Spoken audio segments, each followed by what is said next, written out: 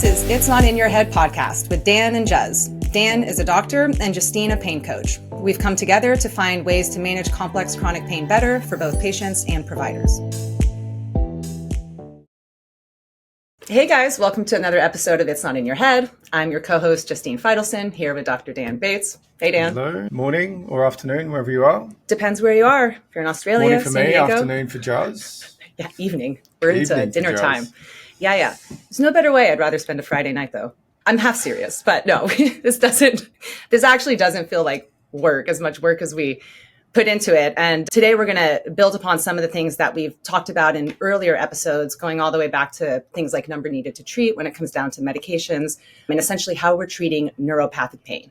So we did an episode previously on neuropathic pain. Hopefully you listened to that. We also have a previous episode on central sensitization and the algorithm that we built out for how to actually approach that after we defined what it is. And so that's what we wanted to do very similarly with neuropathic pain, is then in this episode, break apart from an algorithm perspective. How do you actually approach treating it once you know what it is, what it looks like, how does it present, right? What does it feel like?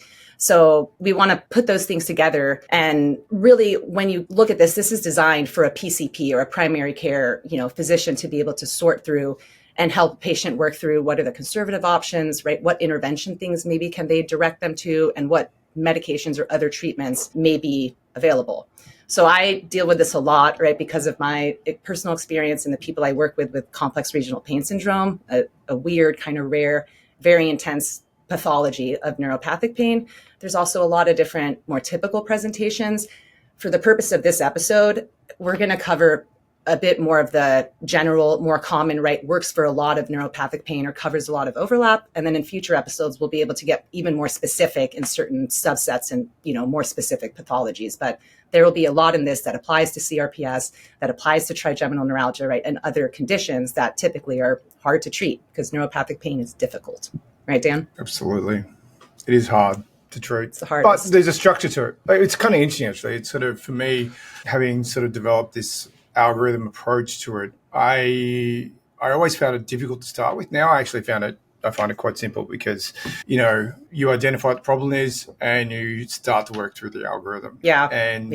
Components of the algorithm, as you work through it, people respond. So you get a group of patients that respond for the first level, and the next they respond to, second line, and then you're into third and then into the fourth. And so, it's rewarding along the way as people respond. So it's good. Yeah. And this is a piece too of, if you look at our earlier central sensitization episode, this is that very left piece where it's neuropathic pain algorithm, right? So that's kind of what we're referring back to and pulling out for this episode. Yeah. So if you're actually watching this at the moment, we'll put the central sensitization algorithm up, which starts at the top with presentation of disproportionate pain, and then it splits into, is this neuropathic pain, is this nociceptive pain, or is this central sensitization? And so today what we're talking about is the neuropathic pain algorithm component of it. So I and a group of colleagues in 2019, we published this paper. So we'll have the paper online, and you can also download the PDF of the algorithm itself if you are anyway interested. This interestingly came out of a little point of frustration for myself in that. Yeah, I was going to say, why did you develop this? Yeah. Really? So a couple of things came together at the same time. So firstly, my point of frustration was I see a bunch of patients that have been seen by somebody somewhere, put onto pregabalin or Lyrica, and never taken off. And so they go onto it and they come in and you're like, well, does this make any difference? And the answer is no. And you're like, okay. So you're dealing with all those side effects, for and tons of side effects. And I was just increasingly frustrated that people just go on and there'll be nothing out, wasn't trialed, wasn't put on, wasn't taken off, nothing else was done afterwards. And so I thought, okay, there's got to be another way we can actually do this. And at that time, I was part of a program which was known as Emerge, which was run by Abbott at the time, which is a neuromodulation company. And there was a group of us from all over the world that had got together that were learning about neuromodulation. And part of what we did was publish a range of different papers. And this was one of them. And so this was the paper that I put forward. And it essentially is the development of an algorithm for how you manage neuropathic pain, and where do medications fit, where do interventions fit, where does neuromodulation fit, where do opioids fit, where does intrathecal therapies fit. So and that was the point. The other reason I wanted to develop it is that if you look at the guidelines for this, so there is guidelines written for management of neuropathic pain that is written by, like, pick a pain society. Everyone's got a guideline. If you're a PCP or a general practitioner and you get given one of those guidelines, they are impossible to, like, work your way through. Like, you can't look at it and go, oh, I've got this patient in front of me. What am I going to do next? Where do I start them? Or where do I start? So what I wanted to do is I wanted to put it all into, like, one page, something you could laminate, stick in your drawer, stick it on a wall in front of you, hide it on your screen somewhere so you can just click on it and bring it up and go, okay, where are we? And you can go, okay, I am here. I have tried this drug. Now I tried this drug. Or I've done all that stuff. Time for a specialist referral. Right. And so it becomes as simple as that for the PCP. As we work through, if you're a PCP or a GP or an allied health practitioner, you'll get a bit of an idea of, okay, this is what the patient's done. This is what they should be moving to next. So and it's not literally every single thing that one patient would necessarily do. Like, it's not trial every single thing in the algorithm. It's where do you start them, right? Or what things would you try with them given other things that they've tried? So it gives you context, it gives you options and a way to systematically work through that rather than, I don't know, I'm overwhelmed. Or then there's access issues. So all right. So where do we start? So the starting point for this is really, how do you assess if the patient has got neuropathic pain? And so for me, it's as simple as just ask them. And so as per neuropathic pain feels like burning, pins and needles, numbness, itching, crawling, painful cold, painful squeezing, and then a deep ache. It tends to be in the distribution of the nerves, the nerve root, or the part of the nervous system that is involved. It waxes and wanes. So it will get worse and then get better and then get worse and then get better. And it has a random component to it. Quite commonly, that random component is a shooting pain that just comes out of nowhere and just gives pain.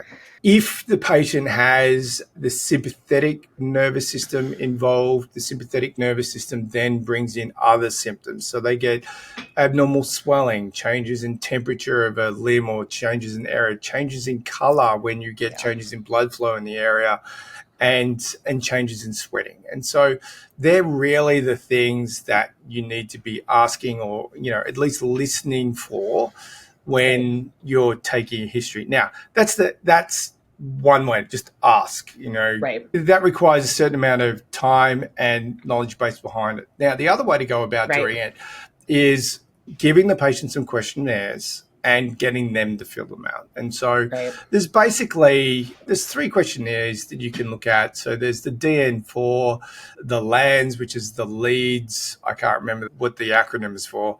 And then there's a pain detect. So each one of those very simple questionnaires that have a relatively high sensitivity and specificity for identifying patients that have got neuropathic pain. And so you don't have to ask them. It's a matter of just put it down in front of the patient. Say, hey, fill this out for me.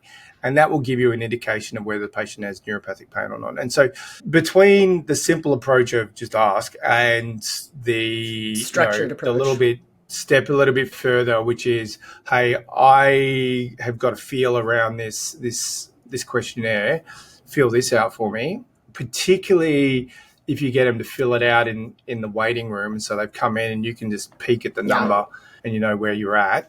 That is very useful. And so it's so critical with things like CRPS. I mean, it's incredibly frustrating that what the average diagnosis time is like 8 years. And these are the symptoms we're talking about, where there's sympathetic nervous system involvement, there's neuropathic pain. These things are very weird and different than other symptoms. And so to go that long, not being diagnosed just because something is invisible, you don't need to see these things to identify and diagnose them, right? And so really the goal of however you assess someone is to look at how sensitized are they, right? What other buckets of these amplifiers do they have that are making the underlying neuropathic pain condition way worse even. So if you can tease that apart, what's psych, right? What's coexisting, what's pre-existing, that helps a lot.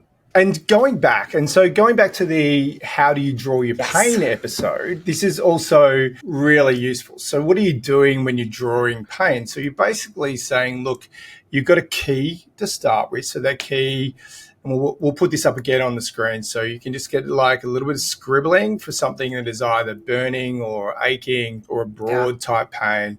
You have a lightning bolt for electric shocks or sharp pain.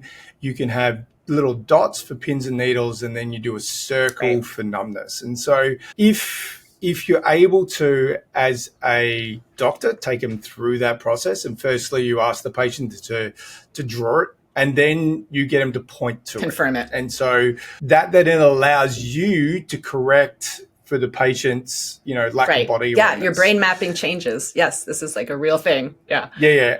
And if you're the patient, you can take that in and you can say, hey, this is where my pain is, and these are the features for it. And this is the simple key that means something, rather than a couple of just crosses shading and circles in general. The reason why this is important for neuropathic pain is that most of the time, neuropathic pain will map out into specific areas. So it'll map out into a peripheral nerve, it will map out into a nerve root, or if it is a peripheral neuropathy, you'll get this glove and stocking. Or it's regional. So it's like an entire. CRPS. Yeah. And so it becomes, once you turn it from being invisible pain to visible pain on a useful diagram, all of a sudden it comes you to can life. see it, and you got starting to go, and it's all of a sudden become useful. And that's where, the communication starts to improve, and it becomes easier for the GP, PCP to then make some decisions. And this is so important because these presentations are overwhelming, and people recall things differently, right? People explain things differently. We all notice things differently as patients. We have different language for how we feel in certain symptoms, and we think different things are relevant. So if you're totally dependent on the patient to regurgitate that without a more standardized ways to pull it out of them, you put both of you in a really, really tough position from a diagnostic and then treatment perspective, especially with neuropathic pain, because it's weird.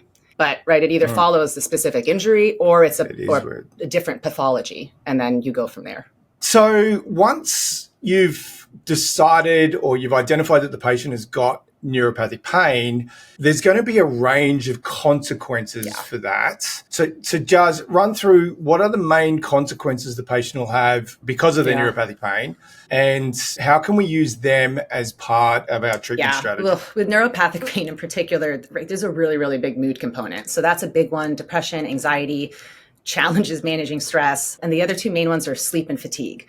Right. So patients are going to have a lot of difficulty falling asleep, staying asleep, and they're going to be really, really intrusively tired during the day. These are the types of things that you want to clean up early, right? This algorithm too allows you to identify those other coexisting amplifiers, get on top of them, match them to the appropriate intervention now, so that the patient can start working on them in parallel to how you're then delivering medications or, the piece of things that Dan does. So don't wait months down the line once these things have built up and gotten worse and worse and increased the level of output that you're dealing with. And these things also take time, to improve. We see in the paper how these unfortunately can drop off after even 6 weeks, right? Where initially there's an improvement in these buckets and then it gets worse. You have to do it long term, right? You got to rinse and repeat the stuff over time in parallel to what Dan is doing. They don't go away in 6 weeks, right? I work with people for 3 to 9 months often. And these are the buckets that take a long time to change. But that's why it's important to start early so that Dan can have a more effective time delivering the pieces he can.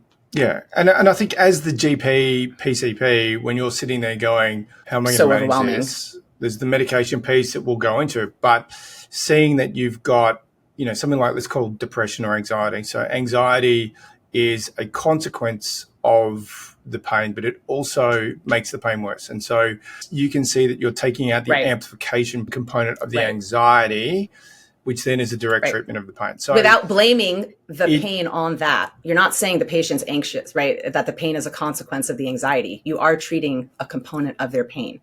And that communication is important too. And that's also why, from a habit change perspective, this is where you tie back into the goal setting episode of know your why, right? Connect your habits to your goals and what you want to change so that the patient feels like they have a plan, they have a purpose, and they can execute on these things to get themselves out of the situation. Yeah, there's probably 2 points I want to make around here. I think sleep is really important here. And so that doesn't necessarily mean treating sleep Drugs. with a ton of medications. With drugs, it might mean tying in a sleep physician, sorting out their sleep apnea, sorting out their snoring, et cetera, that can improve quality of sleep, if not duration. And so that will also affect the patient's pain. So there's lots of things that you can be doing that is treating the pain, which is not necessarily directly. Right, because you're treating the consequences. Yeah, you're treating the consequences of the pain as well, which is part of the deal. The second thing I wanted to highlight with neuropathic pain is that the emotional component appears to be different, in that neuropathic pain makes patients cry. Now, and I started to see this a bunch of years ago. If you think about it, if someone breaks their leg, right, what they do is they scream out in pain. They don't sit there and cry. They actually just scream out in pain. They don't cry. Neuropathic pain makes patients cry. And the first time I really recognized this was with an older patient who's like mid-60s. He was, he's one of those classic old boys on a ton of different boards for big companies, hasn't shed a tear since he was probably 3. It's healthy. Probably has some other reasons for this. But this pain was making him cry. And what he had is he had neuropathic pain due to irritation of a little nerve on the inside part of your knee, which is called the infrapatellar branch of the saphenous nerve. And it gets irritated when people develop osteophytes, when they have knee osteoarthritis. And so this nerve is just getting tweaked all the time, and it's giving him wildly disproportionate pain, but this enormous emotional response that was making him cry. And he was like, "Dad, why am I crying? This does not make sense." And I was like, wow, well, it's the way this appears to be wired. And I think that I've mentioned that to a number of people before, and I said, yeah, this type of pain makes you cry. And they kind of look at you and they go, yeah, it does. It's really fucked up. So it's not, it's not. And I don't understand. I'm sure that there's somebody listening to this who understands how it all ties together better than I do. But certainly neuropathic pain is wired differently emotionally, and it makes you cry more than nociceptive pain does. So anyway, I have my thoughts on that too. It's I don't know if I'd use him as an overwhelming example for it, because it's how complex and complicated and the amplifiers that come along with neuropathic pain. Why people develop this, pre-existing things that make them more prone to catastrophizing, having the depression pieces. And does it maybe tick off something circuitry wise too on the emotional end that you're saying? But when you look at how these symptoms feel, I'd rather break my leg than live with CRPS. So there's a challenge in literally what the symptoms, I think, feel like, and how persistent and intense and unrelenting they are compared to other types of pain, which also adds to the no one can help me and I'm stuck like this forever, and then I'll cry. So I don't know if he was, I don't know, but it's interesting that neuropathic pain comes with this element of my life is being destroyed. I can't concentrate, I can't function, I can't work around it. It becomes very hard to work around. I could work around injuries. I played basketball, I'm an athlete. I could work around anything. The symptoms of some pathologies are so overwhelming, there's not work around. So I don't know if that's an aspect. There's no break, right? Who knows? So clearly it's multiple things that you understand better than I do, because I don't have the pain. So I just see it. Okay. All right. So you got your multidisciplinary approach, tying in multiple components to be able to deal with all the consequences and then secondary amplifiers. So from a medication perspective, that's sort of as a PCP / GP that you'll be looking at to start with. So there is 3 main groups of first-line medications. Firstly, you're thinking about tricyclic antidepressants. So they are, amitriptyline is the main one there. Number needed to treat with amitriptyline is 3.4, I think. So basically, you've got to treat 4 people to get one person 30 to 50% improved in pain. Okay, so the piece I take out of that is it really doesn't change the pain for 75% of patients. And that's the best medication we've got. So I think one of the things that happens for a lot of patients is they feel bad because they haven't responded. You think it should have worked. And so it should have worked for me. Well, the fact of the matter is, if it works for you, you're the odd one out and you're the outlier.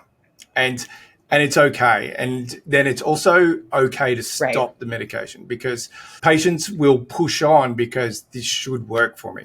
And so they tolerate side effects and they tolerate things they actually shouldn't tolerate if they're not getting enough pain relief. And so the important thing with all these medications is within all the guidelines is it's a 4 to 6 week trial. Yeah. So you gradually increase these medications over 4 to 6 weeks.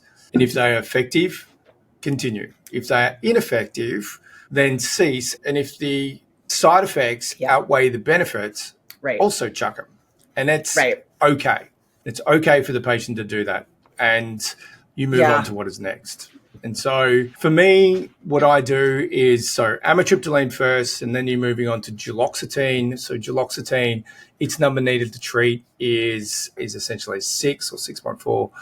And then once again, 4 to 6 week trial, and then moving on to gabapentinoids. And so your two gabapentinoids are gabapentin, also known as Neurontin, and then pregabalin, which is Lyrica. So they are very similar medications. They have slightly different mechanisms of action. The big difference between the two of them is how they respond in a dosing perspective. And so the dose curve, as you increase the dose of gabapentin, people are more likely to have a response as the dose gets higher. With pregabalin or Lyrica, the dose response curve is doesn't straight. Lead to increased likelihood. And so as you put it, it's got a better predictive. And the challenge here then, is you're going higher and higher on those meds, which the efficacy of doesn't get better as you go up. But guess what does? The side effects. And so then, that's where patients are in an effort to get better pain relief, putting up with more and more side effects because you're hopeful, you're desperate. I mean, it's honestly easy to even placebo yourself into this works a bit, 10, 20%, it's a little better, but I can't sleep. I'm really anxious. I don't have an appetite. That's what happened to me on Cymbalta. It took me 2 weeks to lose 5 pounds, not be able to take care of myself pretty much. And side effects are going to vary, person to person. I did terrible with that. I did really well with gabapentin. I was able to go up on a very high dose, And then over time, as I had the spinal cord stimulator, other things, kept desensitizing, I could decrease that and reevaluate. What am I getting out of this med? Is it still necessary? Do I need as much on board once I have other things? And so test medications. Don't be scared of trying them just because they're high side effect, but reevaluate them, from time to time and as other variables come into the picture, because it affects your ability to manage pain if you can't do all the things we just talked about that affect the amplifiers, And so number needed to treat for your gabapentinoids is 8. So you've got to treat 8 people to get one person 30% to 50% decrease in pain. And so that means if you do some maths, otherwise it's 11% of people respond to the drug. Now, there are some absolutely amazing responses, particularly to pregabalin, in that people come in and go, it takes away my pain and I have no side effects. And well, awesome. You are the person to give this medication to. For everybody else, you need to weigh up, is the pain relief enough for the side effects? And the side effects being, as Juz has just highlighted some.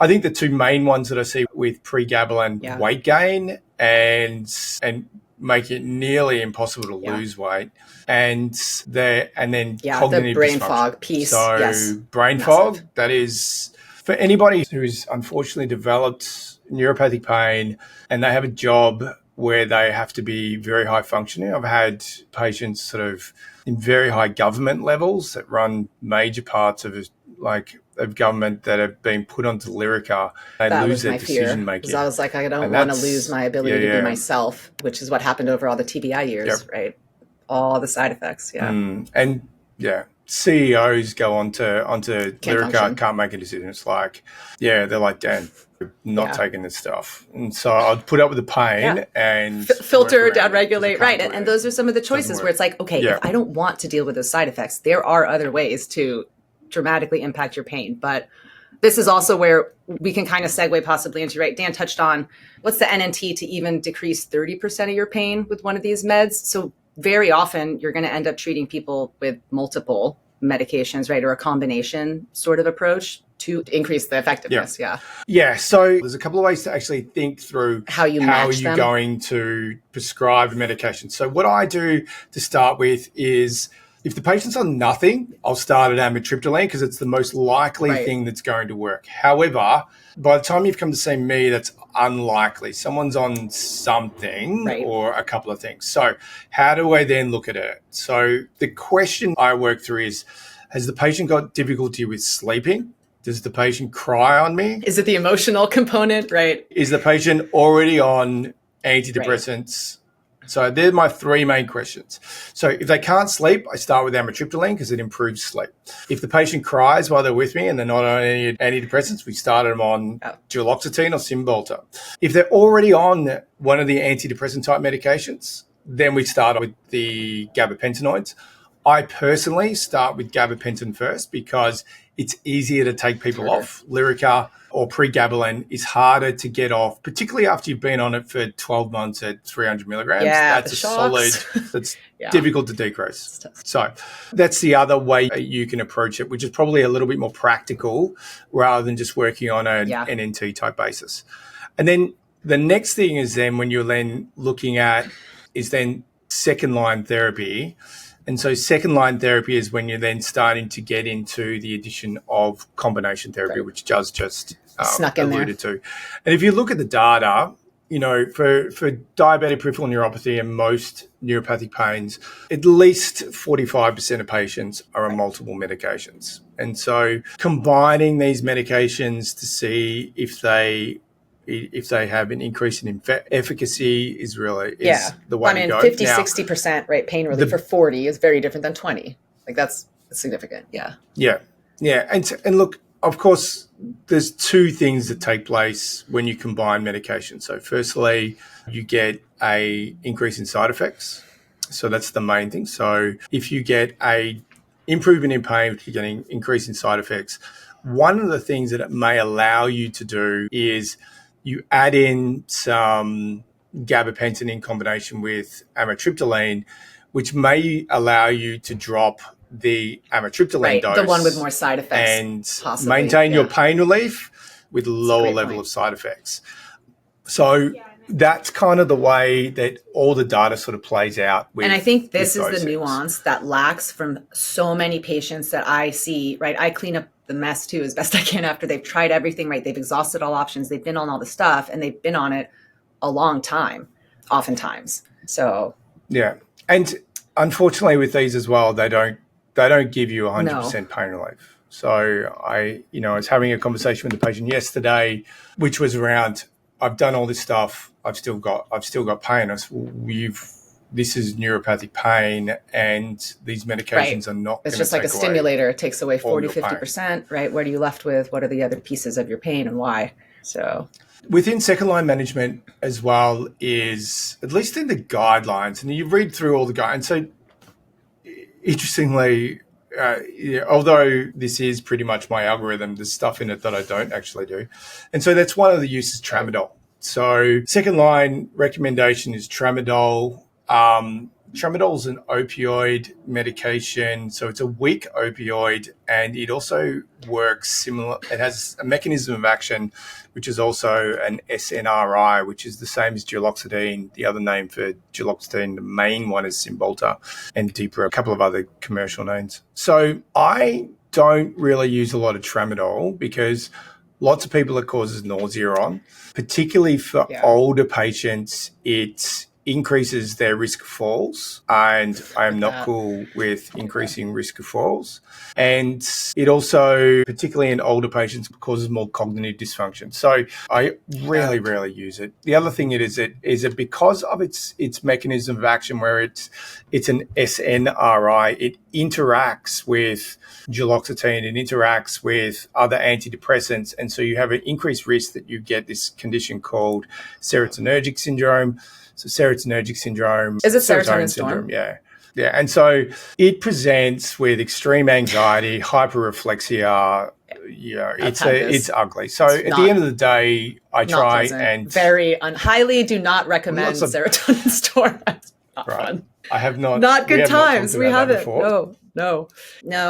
You get on some accidental combinations of stuff when you're on too many meds for too long and different prescribers are prescribing stuff, right? And you will once in a while have an interaction of, oh my God, how did that happen? So great. Tell us about the serotonin syndrome. Hallucinated ones too. No? I saw a bunch of men like all around my house, and it was very odd because it felt real, but I knew it wasn't real. But the anxiety and the fear, and it was very, very unnerving, is how I would kind of explain it. Yeah, besides the typical stuff. But one thing that is worth mentioning at this point, when we're talking about serotonin syndrome, is if you're examining a patient and you see the patient and they have very brisk reflexes and they're on a combination of a couple of SSRIs or SNRIs and tramadol, just raise the possibility of serotonin syndrome at the back of your mind, as that seems to be certainly one of the earlier signs that I've seen in those patients.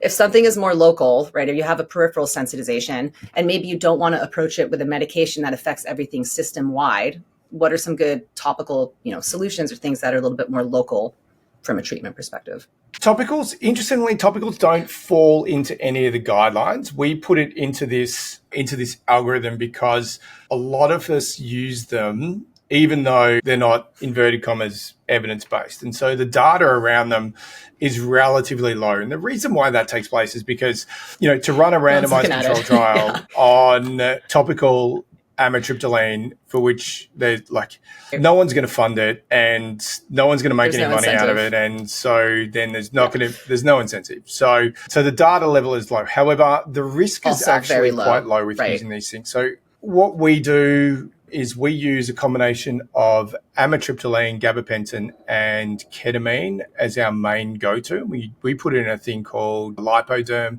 Around the world, people may use a thing called PLO as an alternative, and they're the things that just get it through the skin, basically. And you can use it as a topical to decrease peripheral hypersensitivity. And so that has been, for me, if I've got a focal area of neuropathic pain, particularly CRPS. If you get CRPS, the right phase of this, it responds really well and can be a really nice way of down-regulating. It takes the edge off pain for some people. Or it's totally useless. Useless. That's true. The other thing here that we use commonly is clonidine at a very low. So if people have a large amount of allodynia, so allodynia is pain on light touch, it can respond to clonidine as a means of decreasing. And so they're sort of the main things that I use. There's a range of different other, potions that we can put together, but realistically, that's what they are. And we trial it. It's a trial. If it works, great. You've got minimal side effects from it. It's effective. Great. Let's give it a crack. If it's not effective, move on. Worth trying, but I think, of course, what are the side effects? Okay, surprise, surprise. When you use topical things, you get more skin side effects and local irritation. The other main side effect out of this is cost, because once you move to these sort of topicals, they are compounded. They are not covered by insurers most of the time. In Australia, they're not covered by the PBS, and so your cost goes up. Ketamine is like this too. So, I mean, even ketamine troches, right, that are done by a compounding pharmacy rather than the big full-blown infusions. That's, a limiter. But once again, 4 to 6 week trial. If it is effective, great. If it's not effective, chuck it. The other topical to consider is capsaicin. So capsaicin is chili powder in a cream. How it works is it downregulates a set of receptors called TRPV1 receptors, which are responsible for burning. They're also responsible for mechanical hyperalgesia. So that's where you push on something lightly and it hurts. They also decrease the density of nerve endings in the skin. So they actually decrease not only the receptors themselves, but the total number of nerves. And so it can be effective in different nerve or peripheral neuropathy settings, particularly diabetic peripheral neuropathy, to decrease pain. Originally, when we wrote this, we actually didn't recommend it as a drug because it hadn't been approved at that time. I think shortly after we published this, it became approved by the FDA for treatment of diabetic peripheral neuropathy. And so it is something that you can consider. In certain circumstances as well, I use a combination of capsaicin and an anti-inflammatory to decrease peripheral sensitization in the area.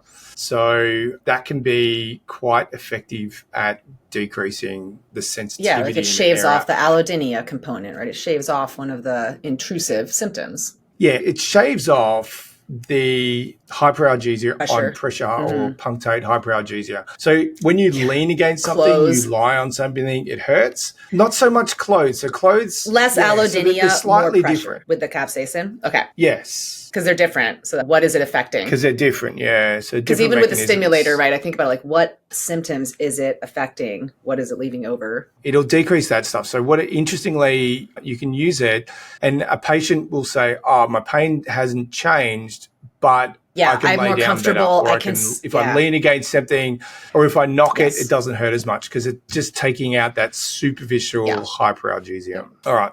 So as a PCP, you've then worked through first, second line therapies. You've got through your TCAs, your SNRIs, your gabapentins, your topicals. You've thought about tramadol if you're in favor of or you're comfortable with that.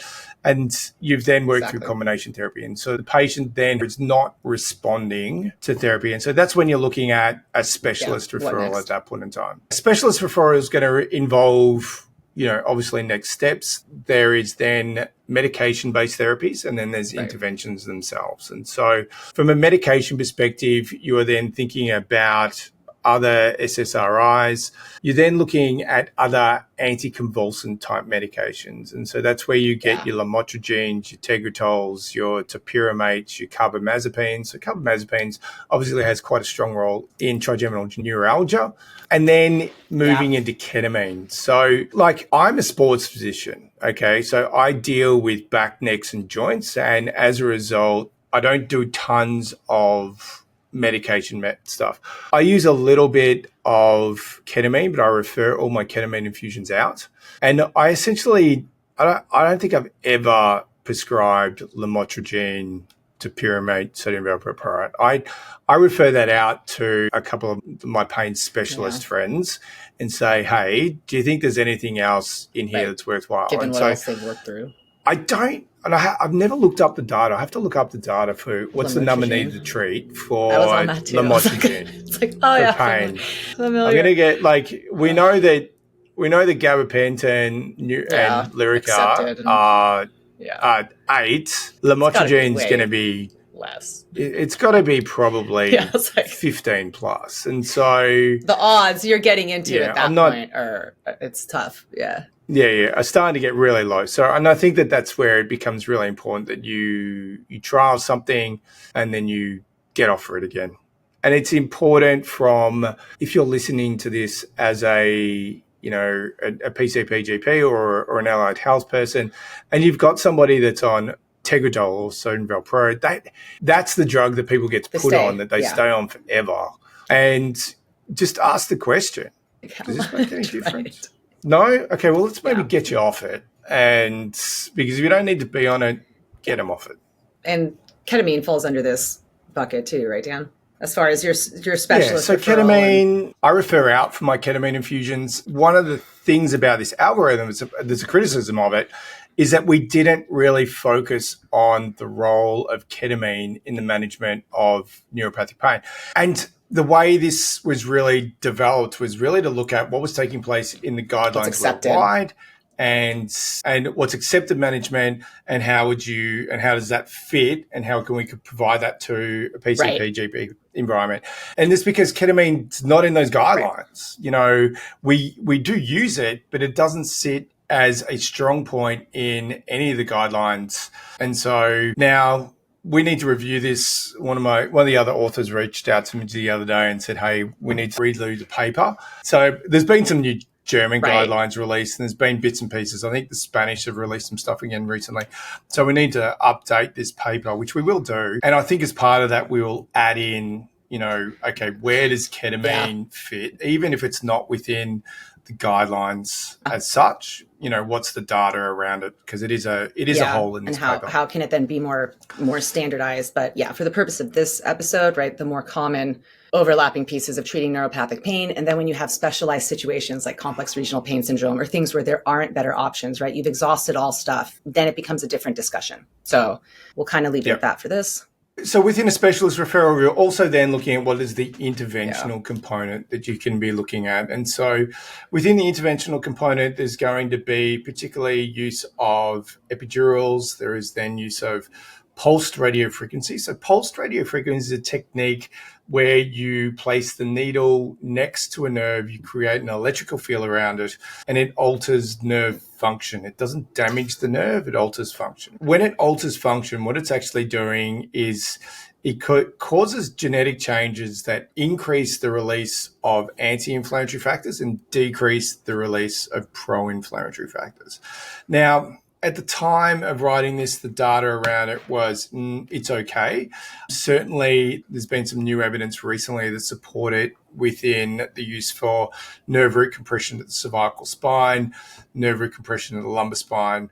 Anecdotally, what I find personally is that you see it's actually quite effective. And so what you see is if we do an epidural with some pulsed radiofrequency around a nerve root, what you're going to see is you see the initial phase, which is a local anesthetic phase, where we'll get a decrease in pain due to local anesthetic. You generally will put something in like cortisone, so one of the cortisones, dexamethasone, etc. What will take place is you get a cortisone effect, which will decrease pain for the first, either immediately or it kicks in at about 3 to 4 days and it will last for a period of time. That period may be 2 weeks, it may be 6 months, who knows. What you then see within a pain chart is at about the day 12 mark, you get a dip in the patient's pain. And that's where the pulsed radiofrequency appears to be kicking in. Yeah, it continues to be out to 4 weeks, which is where you basically will sit. And then the duration of that effect will be, 3, 6, 12 months. Yeah, you can sense it 4 weeks, and then that's what you can expect realistically. Yeah, that's about as good as it gets. And then now what we're doing for a number of patients with this process is then as the pain starts to track up, we then repeat it. And so it starts and we get a bigger dip in their pain, starts to track out, repeat Similar it. to blocks even. Bigger dip. You do it until it wears off a bit, or you're trying to go longer each time? No, not with a block. I use a block just purely from a diagnostic perspective. And I know a lot of people will use, repeated cortisone injections to try and downregulate stuff. Personally, never found that that's worked. I found that you just get decreasing duration of effect. Tolerance. It's kind of too. I mean, even with the sympathetic lumbar injections, just like a medication, after 3, maybe 4, decrease in effectiveness, and then it's just like any other treatment. Yeah, it depends. Though I think what's happening there is that your body produces inflammatory cytokines through a number of different mechanisms. And when you're using cortisone, it blocks one pathway and your body then just works around it. You repeat the injection, you just don't get as good of an effect because you have upregulated a bunch of other mechanisms to produce short-term upside and then long-term challenges. Yeah. Okay. Anyway, so whether the pulse radiofrequency protocol works out over time, certainly is one study that's been published that suggests that going down that track works. So I think that I'm going to keep trying that until I prove to myself it doesn't work. So far it does. Other options, things like adhesiolysis. Adhesiolysis is it breaks up adhesions. So adhesions are essentially scarring around nerve roots. If you've had a laminectomy, microdiscectomy, even a disc protrusion, what ends up taking place, you get inflammation in the area. Once you get inflammation in the area, it causes scar tissue. The scar tissue then sticks the dura, which is the which surrounds all your nerves and your spine to the vertebra. And so you start getting persistent symptoms due to scarring in the area. And adhesiolysis is a technique that is used to break up that scarring and get improved movement of your nerves through your in your canal. And so you can't nerve it can floss be your way out of that. effective. Yeah. You try. Well, yeah. That's why I'm like, So neural flossing becomes that part. So you do your adhesiolysis, free up, and right, then the nerve's you do your ability flossing. to move, and then you can start to regain function. Yeah. Yeah. So neural flossing, for those who don't know, it's not like it's not like flossing your nerves, right? Right. It's not like flossing. It's a situation where what you do is you are getting your spinal cord and nerves to move through within the canal, and you do this by a movement of. So if you're sitting on a chair, you extend your knee and lift your head, and then you drop your knee and bend your neck. So you're going up and down. And so you're getting translation of the spinal cord. And that can actually be quite a long way that it will move. And so you're basically improving movement of the spinal cord and the nerves. Muscles. So that's how it works. It takes a bit of coordination. That's just the setup. And once people get it, they're like, it's helpful to have videos and stuff for things like that. Yeah. So you already mentioned sympathetic nerve blocks. So sympathetic nerve blocks are done if somebody has a sympathetic component to their pain. Yeah. So those components include, intermittent swelling, sweating, change in color, change in temperature. And so you can think about them in that setting. Interestingly, the data on it, it's always small case studies. There's no big randomized control trials. And the reason for that being is that, because it's hard to pull together a whole stack of CRPS to be able to get 100%. Reasonable numbers, because the main diagnosis you're going to do this in is CRPS, and to get a couple of hundred CRPS patients together that are all in about the same phase to then be able to do the study to test the efficacy of doesn't happen. And it's not just sympathetic blocks that's the case for, right? With CRPS, this is the problem with ketamine, with other things. You're not able to test things, standardize them, and then apply them as well as you'd want. But so, and the last thing is sort of radiofrequency, so thermal radiofrequency denervation. Look, that's been done over the years. I personally don't go anywhere near a nerve root with a thermal. Well, it's also the thing like with CRPS, right? For example, personally, the last thing I want to do if I have a choice is burn my nerve roots. And I think that, when this was being done, this was sort of being done towards the end of the mid to late 90s, where what everyone is doing is everyone was targeting the L2 nerve root as a means of managing low back pain. And I think the recommendations these days are against it. Yeah. So it's don't do that. And certainly any neuropathic pain, I do not do thermal radiofrequency. Well, and this is where we talk about blowing people up, right? Like if you have to do an intervention or it's the appropriate thing to be able to get to the bottom of a diagnosis, fine. But if you can avoid it, like this is why it's not ideal to do. We talked about it in other episodes too, procedures on highly sensitized patients or areas where they're highly sensitized. Even with my battery, or you do a DRG because if someone's leg is in early disease onset, putting in a peripheral stim, we'll get to the last stage interventions, is really triggering and potentially dangerous. So if you can sort of go around the most painful part, but still affect it, sometimes that's better. And there we are at fourth line or at the interventions. Treatment. That happened fast, which is actually how it feels as a patient, where you're like, try this, that, meds, couple blocks. And before you know it, you're talking about some of these STIM land. STIM, yeah. So neuromodulation is a technique where we take leads, and generally when we're talking spinal cord neuromodulation, we're placing leads up on the inside part of the spinal canal, and what they do is they buzz.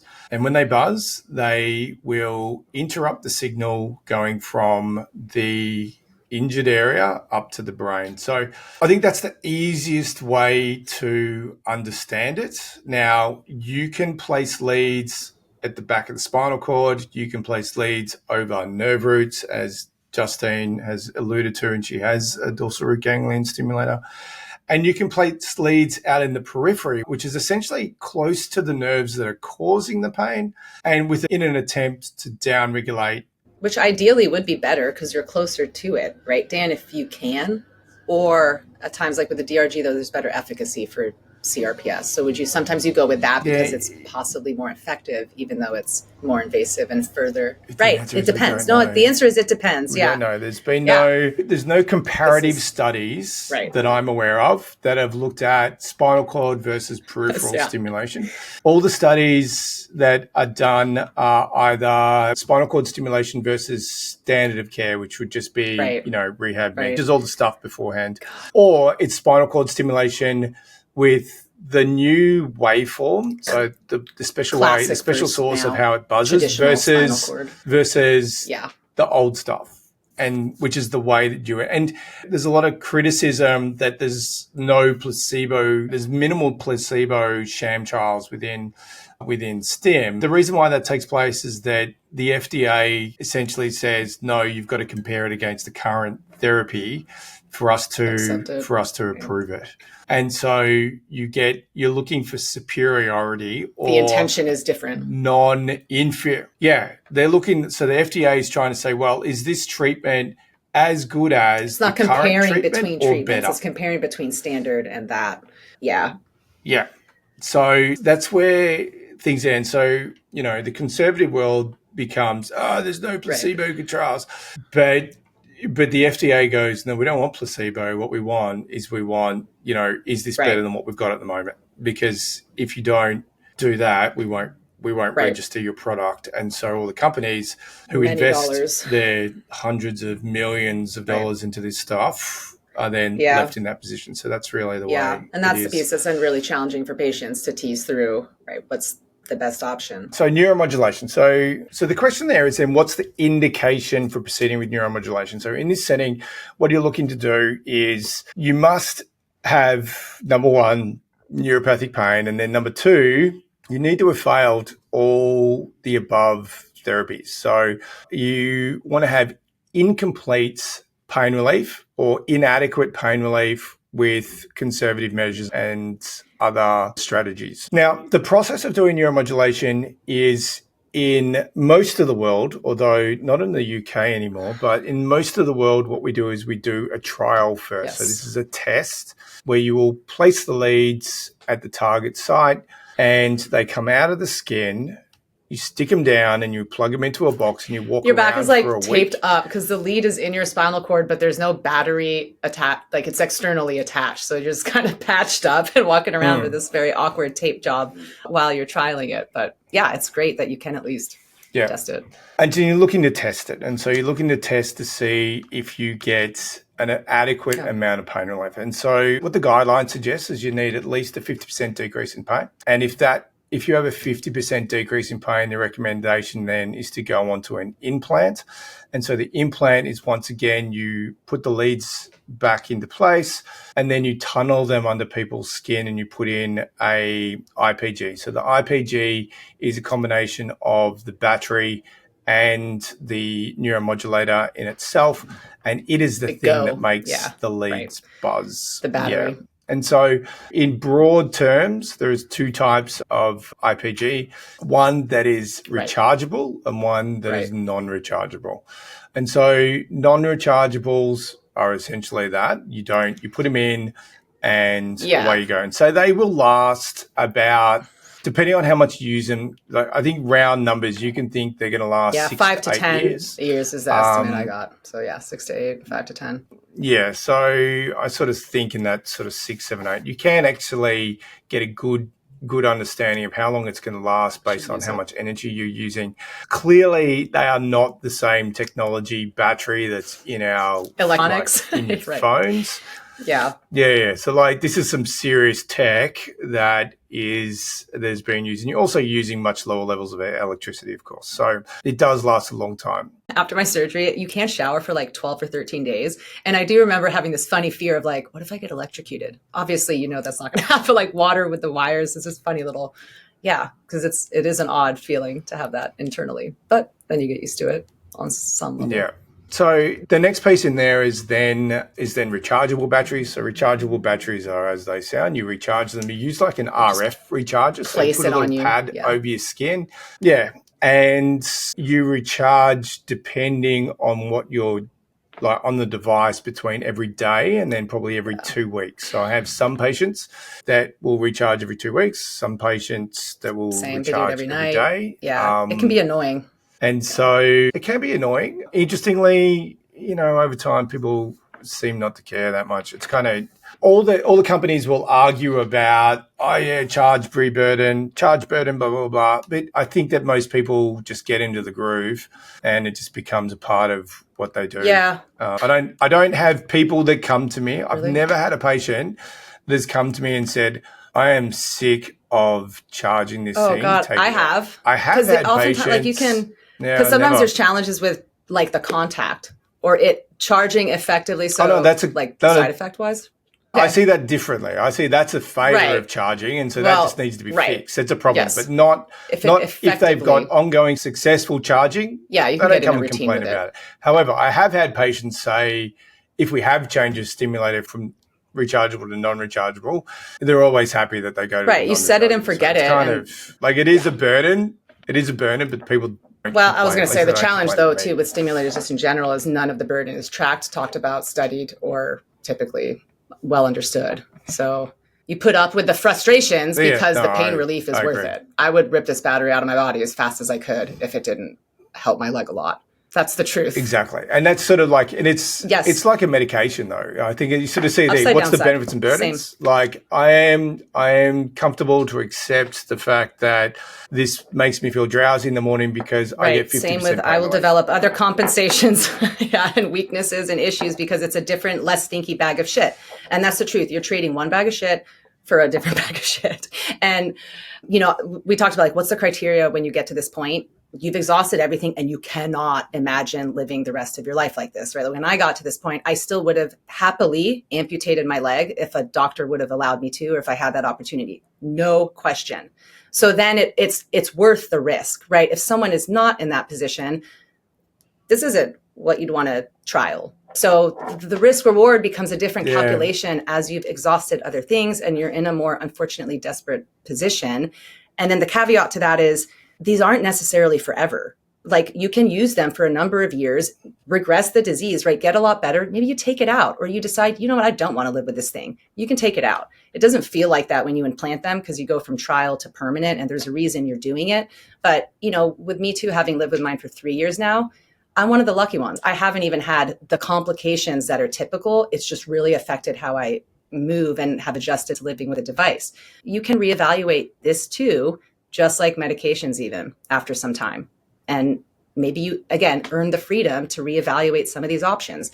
Now I too am like, could I live without this? Maybe I'll test turning it off because it's malfunctioning anyway. And then if I don't need it from a pain relief perspective, why am I putting up with the downsides? Maybe I would take 10, 20% more pain and not deal with the negatives. So it's the same decision. It's the same decision-making process. And this is what I talk about with patients over and over and over again who are deciding between these types of choices because they're all difficult, but it depends on the patient, what is a good or bad decision. And when you see horror stories about stimulators, they're for good reason. I'll be the first one to tell you, yes, there's a ton of challenges and problems with them, but there's a reason people deal with it because they do save lives. It's a matter of, I can't live like this forever versus I can do business with this. And then you start to address the 50% of symptoms that, no, this doesn't touch. It doesn't touch the sensitization or the amplification or the pre-existing stuff or the coexisting, things that are my responsibility. It takes out that neuropathic pain component going leg to brain, brain to leg, and then it's more manageable.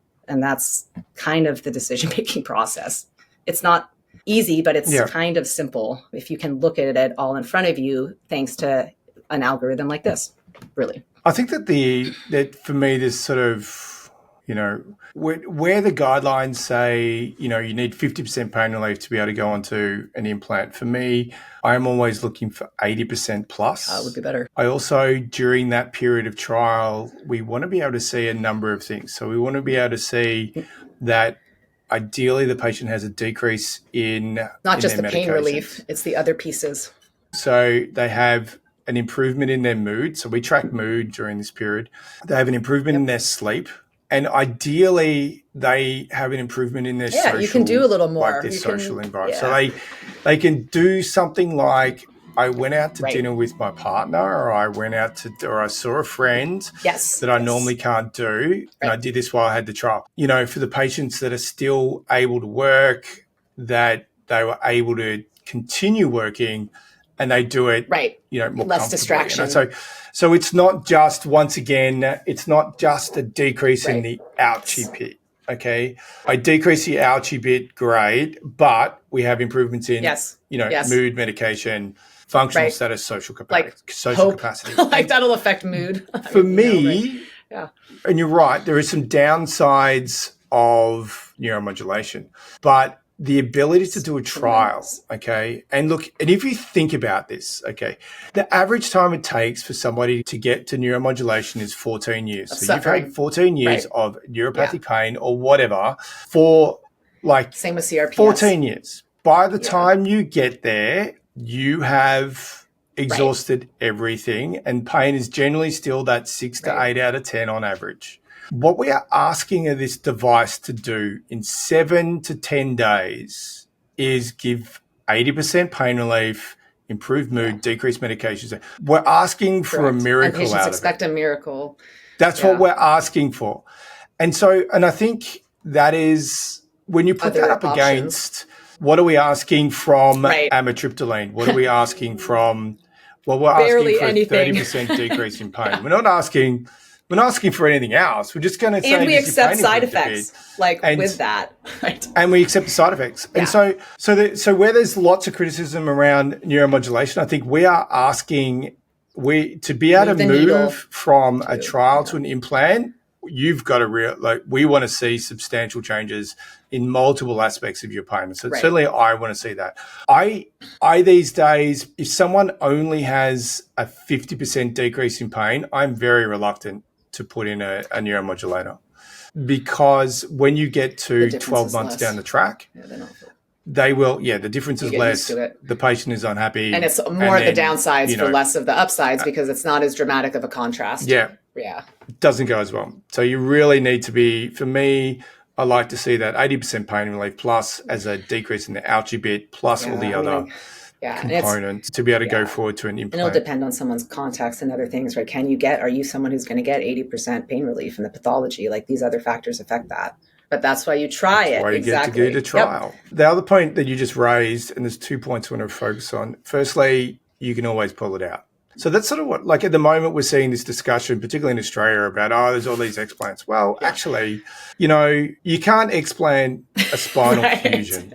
There's no comparison. You can, but when you do it, it's like a disaster. So as a therapy, to be able to test it first, then be able to implement it, and if it is then unsuccessful, be able to remove it. Is it they are very powerful things that I see. You actually can go back, right? Whereas when therapy. you do an operation that didn't go well, there is no undo.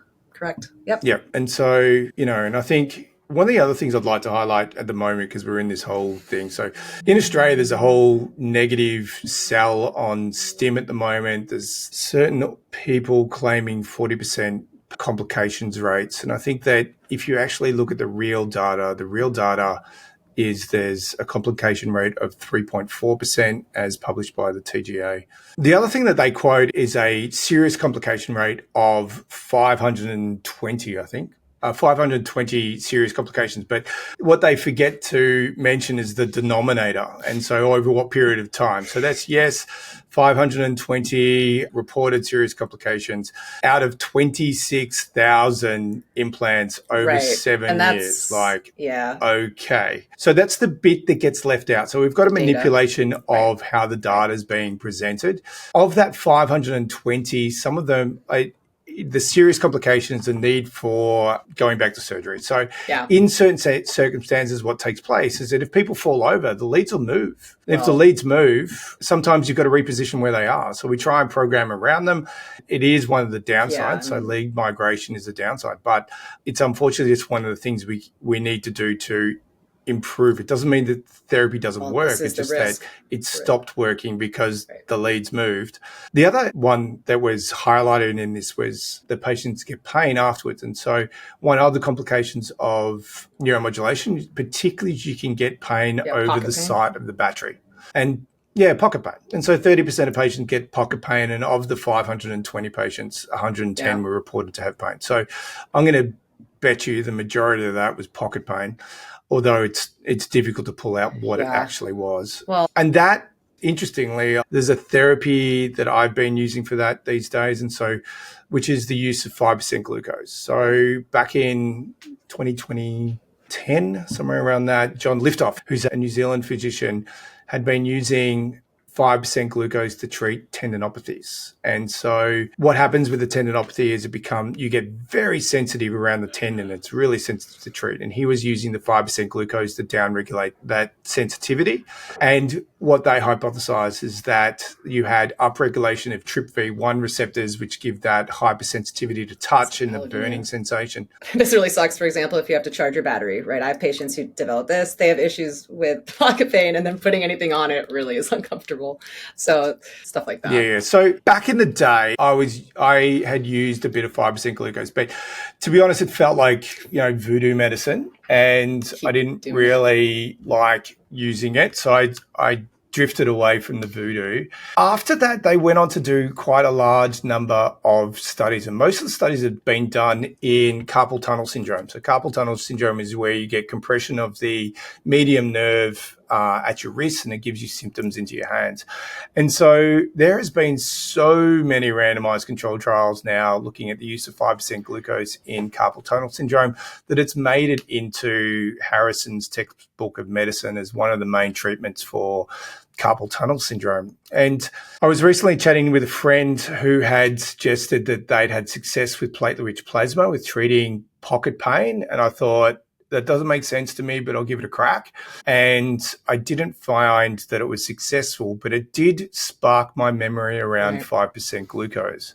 And so since that time, I've used 5% glucose subcutaneously over IPG site pain, and I found it to be quite successful. And so what people find is that if it's going to work, you can do a subcutaneous injection and you'll get immediate pain relief. It lasts for 2 to 3 days to start with, and then we'll come back. You repeat it again, you get 4 to 5 days, and then you repeat it again. And on the third injection, it tends to go away for the long term. I figure the mechanism of action has been hypothesized by John Liftoff, which is this down regulation of TRPV1 receptors. But for me, that's been really successful. So if you do have a STIM in and you've got IPG site pain, 5% glucose might be a solution, although I haven't published my data yet. So yeah, but it's good to at least have options to think about, right, as a patient when you do, right? These are the kind of inevitable side effects and challenges that are worth it, but are still annoying and challenging and difficult to deal with. So if you can find some ways to alleviate that and not have to bag the therapy, that's what you want to try to do. Yeah. So if you can get away, because previously, if you can't get on IPG site pain, what do? We move the battery. Or people turn it off. Right. And then that is different, though. That, is different than me choosing maybe to explant mine after 4 years or whatever it is for a different reason. So not all explants are for the same distressing reason. And one of the important things, particularly with CRPS will follow a pattern where it will gradually resolve. And so there are some patients that the CRPS pathology actually goes away. And and then you can get rid of the thing, right? It got you to bridges the gap, right? And that's what for me too. I was like, if I could just use this to allow me to open up more function, right? I can weight bear more, I can work out more, I can move more. Then I can do all this stuff that actually helps pain even more, you could argue, or alongside whatever initial relief you got. And then you can be less dependent on that. So that would be the approach. All right. So with this algorithm, what we did is we shifted, if you had a failure of neuromodulation or ongoing pain is inadequate, that's when you had the addition of opioids at that point in time. So opioids do actually decrease pain in neuropathic pain. So the number needed to treat to get a 30% decrease in pain is 2.1. So it's actually reasonably good. Your number needed to harm. So that's for mixed neuropathic pain. For peripheral neuropathies, it's 5.1 patients to get a 30% decrease in pain. And then putting together a large number of studies, the number needed to harm was about 17. So the issue comes with, yes, you can get 30% pain relief, but it's a very short period. Long term. And the harms are very long term. And so they don't really balance themselves out from, even though the numbers look kind of okay, they kind of cancel themselves out quite quickly. And so, the issues with opioids, I think you probably heard us say this multiple times before. It's not just because they kill a bunch of people. The issue is that they cause a bunch of other negative things. The worst thing about them, in my mind, are, well, I'm going to give it two worst things. Number one, they make the thing worse that it's treating. So it makes the pain worse over time. It does that by stimulating a set of cells called microglia to become inflammatory. They surround the nerves in the spine, and that's what causes opioid-induced hyperalgesia. So any drug that makes the thing it treats worse is not a good drug. The other thing that I really dislike about these is they take away your drive, your ability to make decisions, your ability to do stuff. And so anything that, you put those two things together, it takes away, it's a bad combination. They make the thing you're treating worse, and they take away your drive, and they take away who you are. They take away your ability to deal with the problem, right? So all the work that I'm doing, someone from a movement, from a recovery, from a sleep, from a nutrition, right? From a caring about these things, it's really hard with opioids. And then you don't have the pieces. Like, you lose your autonomy, right? You lose your agency. That's the actual cruelty of opioids, is that they're this trick, right? That steals your long-term abilities for short-term fool's gold, sort of. And that's the sad piece. And when I see patients, right, who have been, for example, managed with opioids for like 10 years and nothing else, like they weren't even offered some of these other things that you run through, they're in a world of hurt, at that point. And it's very difficult to undo that. And it's not about you can't manage your meds and you're going to get addicted. It's actually, those aren't the pieces that make me sad when people become dependent on this from a treatment perspective. It's these pieces, because it's making the problem way worse. And you lose yourself in that process often. And if you're on opioids, it's not your fault. Right. That's probably the main thing. Like, somebody, like one of the world's me's of this world have put you on it and have done it wanting to help in a caring fashion, because they want and they do, but pain. It's right when there isn't an awareness of these other factors, just like with other meds, bad side effects, just like with patients who are not addressing the lifestyle things, and the doctor is just putting more and more meds on them. Well, it's not going to help. So same thing in these contexts, and just like the other things, it's something you can reevaluate maybe once you know better, or you have other options where, oh man, I don't have to be so dependent on this, and I don't have to fight that uphill sludge of compromise, and I don't want to work on this, but I'll work on that. Like, if you really had all of you, would you be approaching it that way? Probably not. And I think that's where I'd like everyone to take this, is take this as information for you to make a decision around. And so it falls just like using amitriptyline and NDEP. If you get a 30% decrease in your pain, great. But if it makes you so drowsy and you can't think, it is not worth the pain relief. You don't have to take it. And so opioids become the same. And as you come to understand what the positives are of opioids, short-term pain relief, great. What are the negatives? Blah, blah, blah, and blah. You need to weigh them up for yourself and work out, how do you want to then manage through with your opioids? And at the end of the day, one of the important things is, because they are hard to get off, unfortunately, it comes down to a decision from you to get off them, because we can support people through, but if you're not ready to get off them, you don't want to get off them. And for patients to be For patients to feel really like difficult. They have to see that there's other ways to manage their pain and have other options and feel like they impact things in a way that they often think that they don't or can't before, right? So then when you can understand pain, understand what's going on with your body, be able to split apart the different pieces, be like, oh, this is the things, right? Like with other episodes, I impact, what can I outsource? And to not try to treat everything with one thing, because just like in the NNT episode, there's no magic bullet. And opioids sure aren't it, especially with really complex, long-term presentations. So, yeah. So anyway, taking the, the crappy downside about it, there is guidelines around how to prescribe them. And certainly they start off with short-term immediate release and moving into the slow release medications. And there should be no greater than 90 milliequivalents of morphine. So that's a technical term. So basically, if you want to think about it, morphine is 1 milliequivalent. And so there's a whole stack of different versions of morphine. So whether it be buprenorphine or whether it be oxycodone or whether it be tapentadol. And the way we work out milliequivalents or the equivalents to morphine is there's a multiplication. So the most common one is oxycodone, endone, Targen, MS-Contin, OxyContin, all those drugs. How you work out the milliequivalents is you times it by 1.5. And so if you're on 40 milligrams a total dose, you times it by 1.5, the milliequivalent is 60. Yeah. So it's pretty straightforward. And so the guidelines are to stay under 90 milliequivalents of opioids, certainly not getting up into the hundreds and hundreds, which happens. Unfortunately, I think is a far greater problem in the US than we see in we dug Australia. Ourselves in a bit of a hole. I rarely see people...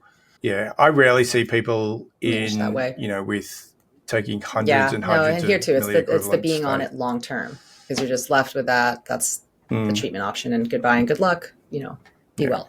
Yeah, but certainly I'm not the sort of doctor people send patients on tons to, because I know I don't do that stuff. So, all right. So then the last part is looking at what's known as targeted drug therapy. So this is an intrathecal pump. What you do here is you take a little tube, basically, and you place it into the sac that the spinal cord sits in, which is called the thecal sac, and then it slowly infuses various drugs into the area. It is not something that I do because I think it comes with, increased... outlier situation. It's an outlier thing. Now, can it be effective? Absolutely. It can be effective for patients, but it's not something that I have specific experience in. And the one upside is smaller dose delivery of opioids, for example, because you're not having to go as high. Yes. So you get microdosing. So instead of taking tons of opioids, you end up putting microdoses of opioids.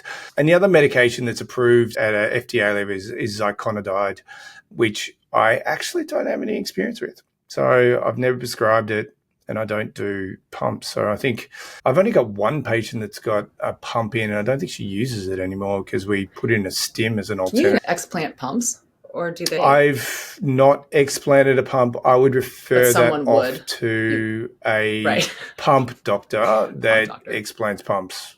So not my bag. I would think that comes with a range of different issues that you'd need to address once you've down that road, pulled the pump out. So not a Dan not thing. A Justine thing either. Okay. All right. So when you're thinking about managing neuropathic pain, you need to basically, number one, ask whether they have features. So burning, pins and needles, numbness, itching, crawling, painful cold, painful squeezing. If you don't have that up your sleeve, look at using a range of different questionnaires, such as the DN4, and that will help you identify that patient that has pain. Identify what are the consequences and use those as your multidisciplinary, let that guide you. Care, and let that guide you and downregulate, and use those to downregulate those amplifiers.